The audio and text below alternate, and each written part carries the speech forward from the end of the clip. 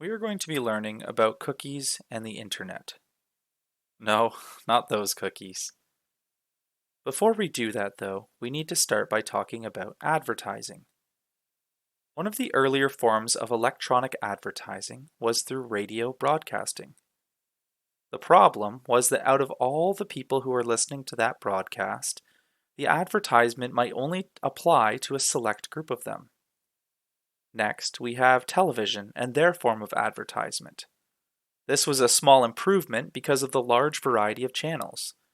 Advertisers would target a specific audience based on the shows that would be on that channel. The subset of people the ads apply to would become larger.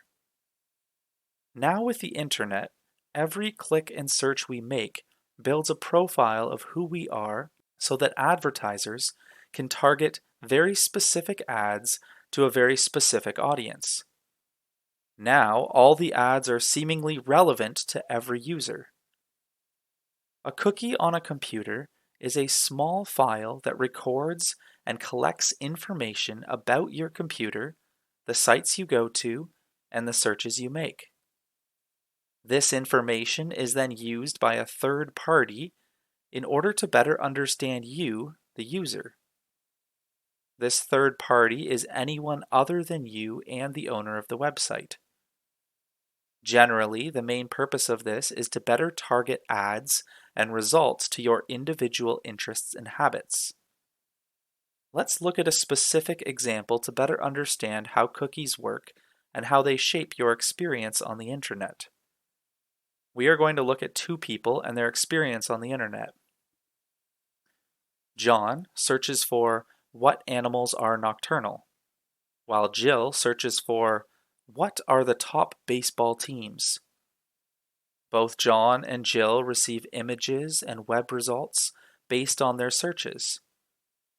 One thing we don't see, though, is that on John and Jill's computers, there are now tiny files called cookies that will send information to companies and advertisers to shape their browsing experience. Soon, John starts seeing ads appear for things related to animals, while Jill begins to see ads for sports products. Where this becomes really interesting is if both of them now search for the word bats. It's only one word, but with multiple meanings. Based on John's past search results, it will interpret that he must be searching for bats, the animal. The search engine will now show him results for the animal bats based on cookies stored from past results. For Jill, her search of bats will result in sites and links to baseball bats based on her past search history and cookies. This is how some companies have made billions of dollars from free-to-use sites. They can use information that you provide through cookies to deliver targeted information and advertising. Some of the large companies like Google and Facebook even have many other companies connected to them to help feed this information and to get a more targeted understanding of our interests and our browsing habits. So what does Scripture have to teach us about all of this? Proverbs 4 verse 23 teaches us that above all else, guard your heart, for everything you do flows from it. Our actions, words, and thoughts flow from our heart. Just like our cookies on the internet influence our browsing experience, our heart influences our behavior and actions. So we must guard our heart and our internet behavior.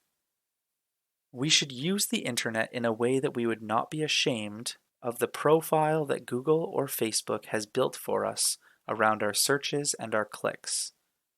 The words of Philippians 4 verse 8 to 9 should also help guard our lives, including our internet use. Whatever is true, whatever is noble, whatever is right, whatever is pure, whatever is lovely, whatever is admirable, if anything is excellent or praiseworthy, think about such things.